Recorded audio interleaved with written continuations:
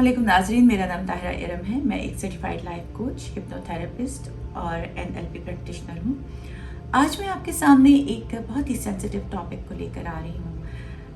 ये ग्रीफ एक ऐसी कैफियत है जिससे हर इंसान को कभी ना कभी अपनी ज़िंदगी में थ्रू होना पड़ता है। चाहे रिश्ते टूटें, चाहे हमारा कोई प्यारा दुनिया से चला जाए, चाहे हमारी कोई बहुत ही अच्छी जॉब छूट जाए, तो हम एक सोग की कैफियत में चले जाते हैं। इस सोग की कितनी स्टेजेस होती हैं और उसमें से हम कैसे निकल सकते हैं? हर एक का थ्रेशोल्ड, हर एक का टॉलरेंस लेवल डिफरेंट होता है, हर की बर्दाश्त की ताकत डिफरेंट होती है, तो वो उसी लिहाज से इस कैफियत से निकलता है। आज मैं आपको डिटेल में एक्सप्लेन करूँगी कि सोग होता क्या है और इसकी कितनी स्टेजेस हैं। जब कोई हमारा प्यारा इस दुनिया से चला जाता है, या हमारा कोई रिश्ता ख़त्म हो जाता है, या हमारी बहुत ही कोई अच्छी जॉब चली जाए, कोई ऐसा नुकसान जो हमसे बर्दाश्त ना हो सके, तो हम एक सोग, ग्रीफ या मॉर्निंग की कैफियत में चले जाते हैं। हर इंसान कभी ना कभी इस ज़िंदगी में इस कैफियत को ज़रूर एक्सपीरियंस करता है। ग्रीफ इंसान के लिए बहुत पर्सनल होता है। कभी तो वो रोता है, कभी गुस्से में आता है, और कभी वो एक खालीपन की कैफियत और डिप्रेशन में चला जाता है। Swiss American psychiatrist Elizabeth Kübler-Ross के मुताबिक ग्रीफ की 5 स्टेजेस होती हैं, जिनमें डिनायल, एंगर, बार्गेनिंग, डिप्रेशन और एक्सेप्टेंस शामिल है। सोग की पहली स्टेज है डिनायल, हकीकत से इनकार। ये वो स्टेज है जिसमें हमारा दिमाग इस बात का यकीन ही नहीं करता कि ये वाक़या हो गया है। ये हमारे दिमाग का डिफेंस मैकेनिज़्म है। ये हमारे सर्वाइवल के लिए बहुत ज़रूरी है, जिसमें दुनिया बेमाने लगने लगती है, ज़िंदगी की समझ नहीं आती, हम नम हो जाते हैं, हमें समझ नहीं आता कि हम आगे कैसे बढ़ें। दिमाग सिर्फ उतना ही काम करता है जितने की रोज़मर्रा के कामों में ज़रूरत होती है।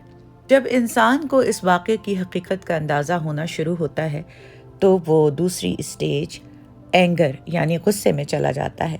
ये एक बहुत ज़रूरी स्टेज है जिसमें इंसान अपने छुपे हुए एहसासात का इजहार बहुत आसानी से कर सकता है। इस स्टेज में इंसान बहुत सेंसिटिव होता है, हर छोटी छोटी बात पर अपने दोस्तों और रिश्तेदारों से लड़ पड़ता है, बल्कि खुदा से भी लड़ता है और बहस करता है कि उसके साथ ऐसा क्यों हो गया। वो इंसान जो उसको छोड़कर चला गया या वो दुनिया से चला गया, उस इंसान पर भी उसको गुस्सा आने लगता है। उसको ये होने वाला वाक़या अपने ऊपर एक बहुत बड़ा जुल्म और नाइंसाफ़ी लगता है। ऐसे में अगर दोस्त अहबाब उसकी इस कैफियत को समझें, तो वो आसानी से इस स्टेज को पास कर सकता है। गुस्से के बाद इंसान एक सौदेबाजी की स्टेज में आ जाता है, जिसको हम बार्गेनिंग स्टेज कहते हैं। इसमें इंसान खुदा से बार बार दुआ करता है कि अगर उसको एक और मौका मिल गया तो वो कभी भी उस इंसान को हर्ट नहीं करेगा, वो दुनिया में बहुत अच्छे काम करेगा। प्लीज़ उसको एक और मौका मिल जाए कि वो शख्स उसकी ज़िंदगी में दोबारा आ जाए। इस स्टेज में इंसान सोचों के एक ऐसे जाल में फंस जाता है जिसमें वो बार बार ये सोचता है कि काश वो वक्त पे मौजूद होता, काश वो वक्त पर उसे हस्पताल ले जाता, काश वो गाड़ी लेके ना गया होता। इस किस्म की चीज़ें उसके दिमाग में आती हैं कि काश वक्त वापस आ जाए और वो उस वाक़े को सही कर सके। बार्गेनिंग स्टेज के बाद हम नेक्स्ट स्टेज डिप्रेशन में आ जाते हैं। हम आज में वापस आ जाते हैं। हमें ये दुनिया खाली लगना शुरू हो जाती है। उस शख्स के बग़ैर कैसे ज़िंदगी होगी, कैसे हम आगे बढ़ेंगे, हमें कुछ दिखाई नहीं देता। इस स्टेज में अगर अच्छे प्यार करने वाले दोस्त अहबाब आपके गिर्द मौजूद हों, तो बहुत तेज़ी से हीलिंग की तरफ इंसान जा सकता है। इस स्टेज में हम उस शख्स की कमी को बहुत शिद्दत से महसूस करते हैं। ये एक सिचुएशनल डिप्रेशन है जो वक्त के साथ साथ ही सही होता है। जब ये इंसान इस हकीकत को मान लेता है कि उसके प्यारे अब दुनिया में वापस नहीं आ सकते, या ये रिश्ता अब ख़त्म हो चुका है, تو وہ اس حقیقت کو ایکسیپٹ کر لیتا ہے، جس کو ہم ایکسیپٹنس اسٹیج کہتے ہیں۔ انسان کے دل میں درد تو رہتا ہے، لیکن وہ اس درد کے ساتھ جینے کے طریقے ڈھونڈ لیتا ہے۔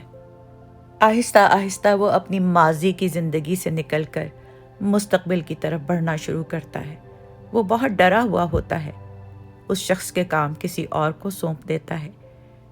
وہ جتنی جلدی حقیقت کے قریب آتا ہے، اس کی نارمل لائف واپس آنا شروع ہو جاتی ہے۔ وہ اس کو ریپلیس تو نہیں کر سکتا، لیکن اس کی اچھی یادوں کے ساتھ زندگی کو آگے لے کے چلنا شروع کر دیتا ہے۔ گریف یا سوگ کا سفر ایک تھکا دینے والا سفر ہے۔ یہ ہر شخص میں مختلف ہوتا ہے۔ کچھ لوگ اس میں سے جلدی نکل آتے ہیں اور کچھ لوگ اس میں بہت ٹائم لیتے ہیں۔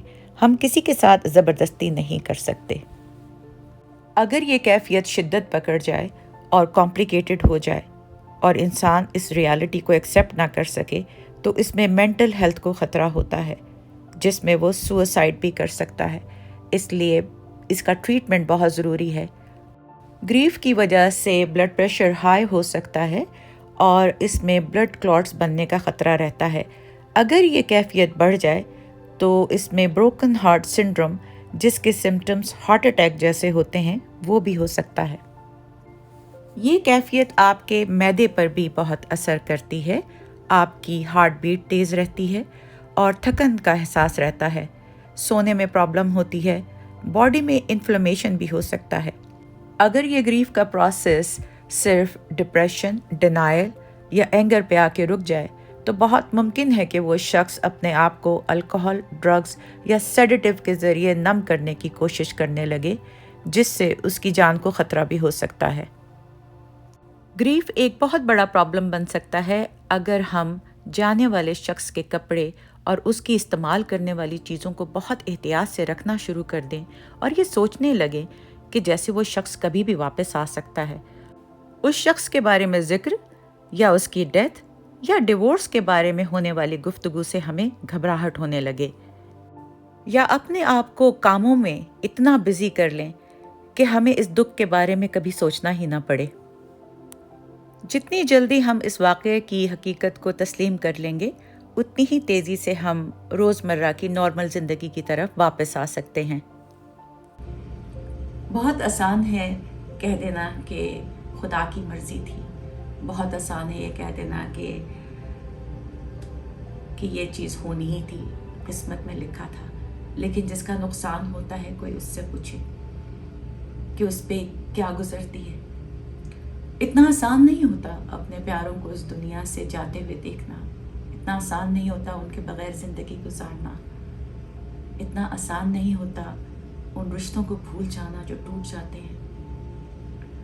لیکن اللہ تعالیٰ نے جہاں یہ دکھ ہمیں دیا ہوتا ہے، اس میں سے نکلنے کے لیے بھی ہمارے اندر ول پاور ڈالی ہوتی ہے۔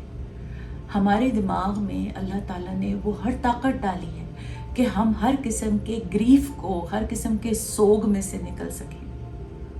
لیکن اس کی اسٹیجز ہیں، ایک اسٹیج سے دوسری اسٹیج میں جانا بہت ضروری ہے۔ کچھ لوگ ایک ہی اسٹیج میں پھنس جاتے ہیں، کچھ لوگ ڈپریشن میں پھنس جاتے ہیں اور اس کو کئی عرصہ لگ جاتا ہے، اس کو کئی سال لگ جاتے ہیں نکلتے ہوئے۔ کچھ لوگوں کو صرف مہینوں میں ہی وہ نکل آتے ہیں۔ کچھ لوگ غصے کی اسٹیج میں پھنس جاتے ہیں اور وہ اسی غصے میں کافی عرصہ گزار دیتے ہیں، جس کا لوگوں کو سمجھ میں ہی نہیں آتا کہ اس شخص کو ہو کیا گیا ہے، کیونکہ وہ اینگر سے باہر ہی نہیں نکل رہا۔ کچھ لوگ ڈینائل میں سے باہر نہیں نکلتے۔ آپ نے اکثر لوگ دیکھا ہے کہ جو ڈینائل میں سے باہر نہیں نکلتے، ان کو یقین ہی نہیں آتا کہ یہ کوئی واقعہ ہو چکا ہے، ان کا پیارا اس دنیا سے جا چکا ہے یا یہ رشتہ ختم ہو چکا ہے۔ وہ اسی میں رہتے ہیں کہ کہیں نہ کہیں سے وہ شخص واپس آ جائے گا یا کہیں نہ کہیں سے یہ رشتہ ہم دوبارہ شروع کر سکتے ہیں۔ ہم لوگ اسی ڈینائل سے نہیں نکلتے، اور جب تک اس میں سے نہیں نکلیں گے ہم لوگ آگے نہیں بڑھ سکتے۔ آگے بڑھنے کے لیے بہت ضروری ہے کہ ہم وہ پچھلی اسٹیج سے باہر نکلیں، تاکہ ہم لوگ زندگی کی اس پروسیس کو شروع کر سکیں جو اللہ تعالیٰ نے ہمارے لیے لکھا ہوا ہے۔ بہت سی چیزیں ہم زندگی میں سے جانے نہیں دیتے، ہم لیٹ گو نہیں کرتے۔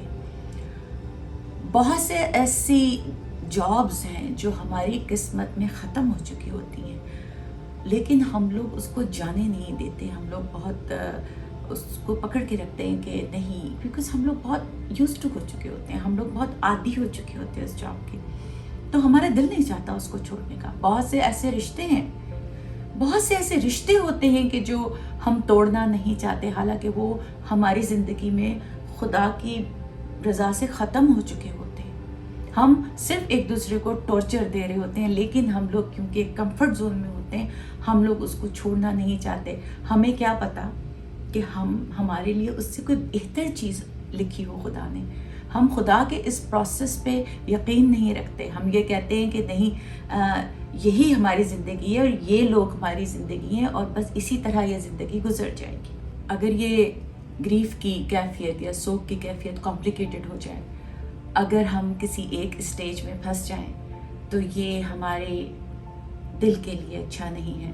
اس کو ہم کہتے ہیں بروکن ہارٹ سنڈروم, جس سے ہارٹ اٹیک جیسی کنڈیشن پیدا ہو سکتی ہے. اکثر لوگ ایسی خبر سن کے آپ نے دیکھا ہوگا کہ دل پکڑ لیتے ہیں, بیکاز وہ ہارٹ کے مسلس کو کمزور کر دیتی ہے یہ کیفیت. ہم لوگ ایک ایسے معاشرے میں رہتے ہیں جہاں پہ دوست, احباب, رشتہ دار ایک دوسرے کا بہت ساتھ دیتے ہیں. ہم لوگ بہت خوش قسمت ہیں کہ ہمارے جو لوگ ہیں, ہمارے جو دوست ہیں, وہ ایسے موقع پہ اپنی مدد کا ہاتھ بڑھاتے ہیں, گھروں میں آتے ہیں, آپ کا ساتھ دیتے ہیں, ان گھر والوں کو کمفرٹ پرووائڈ کرتے ہیں. میرا یہ بتانے کا مقصد یہی ہے کہ جن کے گھروں میں ایسا ہوتا ہے تو آپ کو بھی سمجھ آئے کہ اب وہ کون سی اسٹیج سے گزر رہے ہیں. وہ ڈینائل میں ہیں کہ وہ غصے میں ہیں, کہ وہ ایکسیپٹنس پہ ہیں, کہ وہ ڈپریشن میں چلے گئے ہیں. یہ سب کو پتہ ہونا چاہیے تاکہ اس شخص سے ڈیل کرنے میں آسانی ہو, تاکہ اس شخص کے دل تک پہنچنے میں آسانی ہو. خدا کسی کو بھی اس کی برداشت سے زیادہ دکھ نہیں دیتا. وہ اس کو اتنے ہی دکھ دیتا ہے جتنے وہ سہ سکے. وہ ہمیں چیلنجز میں ڈالتا ہے, وہ ہمارا ٹیسٹ لیتا ہے. میں نے بھی اپنے بہت کھوئے ہیں. 2006 میں میری ماں, میرے بھائی, 2 مہینے کے اندر دونوں کی ڈیتھ ہو گئی تھی. 2018 میں میرا سب سے چھوٹا بھائی دنیا سے چلا گیا, لیکن میرا باپ اس غم کو سہ نہیں سکا اور وہ 1 سال کے آئی تھنک 6 مہینے کے اندر میرے فادر کی ڈیتھ ہو گئی.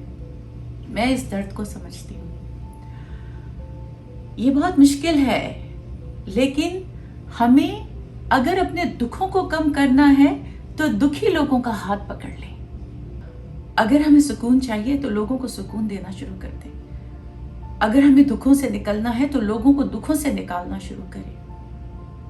اگر آپ کو خوشیاں چاہیے تو لوگوں میں خوشیاں بانٹنا شروع کریں. یہ دنیا صرف لین دین کا کھیل ہے. جو چیز آپ کو خدا سے چاہیے وہ دینا شروع کر دیں. خدا کی مخلوق کو انہی چیزوں سے نواز دیں جو آپ چاہتے ہیں کہ خدا آپ کو نوازے. کسی کے دکھ میں شامل ہونا, اس کے دکھوں کو کم کرنا, کسی کا مشکل کے وقت میں ہاتھ پکڑنا, کسی کو اس کے دکھ میں سے ہاتھ پکڑ کے باہر نکالنا, اس سے بڑی خوشی آپ کو دنیا میں کبھی نصیب نہیں ہوگی. اگر آپ اپنے خوبصورت اچھے لفظوں کے ذریعے کسی 2 انسانوں کی دل میں مدد کر دیتے تاکہ وہ لاچار لوگ جو آگے بڑھ نہیں پا رہے وہ ہمت افزائی ہو اور وہ زندگی میں آگے بڑھنا شروع کر دیں. اگر ہم اپنی زندگی میں سے تھوڑا سا ٹائم لے کے ان لوگوں کی طرف توجہ دیں جو دکھوں سے گزر رہے ہیں. خوشیوں میں شامل ہونا بہت آسان ہے, بہت ہی آسان ہے کہ کسی کے گھر میں خوشی ہو اور ہم چلے جاتے ہیں, انجوائے کرتے ہیں, واپس آتے ہیں. بہت مشکل ہے کہ کسی کے دکھ میں آپ شامل رہیں اور اس کا ہاتھ تب تک نہ چھوڑیں جب تک ان دکھوں میں سے وہ باہر نہیں نکل آتا. میری بہت دل سے دعا ہے ان لوگوں کے لیے جن کے اپنے چلے گئے ہیں دنیا سے. بہت میں دل سے دعا کرتی ہوں کہ اللہ تعالیٰ آپ لوگوں کو صبر دے, کیونکہ ہاں یہ سچ ہے, جانے والے کے ساتھ جایا نہیں جا سکتا. اس کے جانے سے جو زندگی میں کمی ہے وہ تو کبھی پوری نہیں ہو سکتی, لیکن ہم کچھ ایسے کام ضرور کر سکتے ہیں کہ جس سے اس کا نام ہمیشہ زندہ رہے. دنیا کی کوئی بھی لگژری آپ کو وہ سکون نہیں دے سکتی جو ایک سکون کسی کے دل پہ، دکھے دل پہ مرہم رکھ کے ہوتا ہے۔ یہ میری ان ویڈیو سے اگر کسی 2 انسان کی مدد ہو جاتی ہے تو میرے لیے بہت ہے، میرا اور کوئی مقصد نہیں ہے۔ میں چاہتی ہوں کہ اللہ کرے کہ سب کی سمجھ میں ان کا دماغ آ جائے، ڈپریشن، انزائٹی، ان کے بیہیویئر، ایڈکشنز، یہ میں سب باتیں کروں گی اس چینل پہ، اس لیے کہ کوئی یہ کہنا کہ ہمارے پاس نالج نہیں تھی، ہمیں پتہ نہیں تھا، ہمیں کسی نے بتایا نہیں تھا۔ مجھے پتا ہے کہ میں آپ لوگوں کو لفظوں کی تسلی نہیں دے سکتی، لیکن خدا رحیم و کریم ہے۔ اگر آپ کو سکون اور اس دکھ سے نجات چاہیے تو لوگوں کی مدد کرنا شروع کریں۔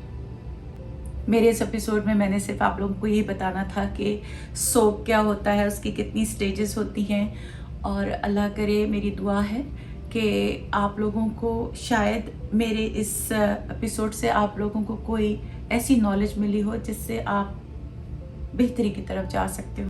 پلیز کامنٹ کر کے اپنی پرابلم ضرور بتائیے گا تاکہ میں پھر ان ٹاپکس پہ کوئی پروگرام بنا سکوں۔ میرے چینل کو سبسکرائب کیجیے گا، اگر اس میں کوئی بات آپ کو اچھی لگتی ہے تو اس کو شیئر ضرور کیجیے گا۔ I'll see you next time۔ اللہ حافظ۔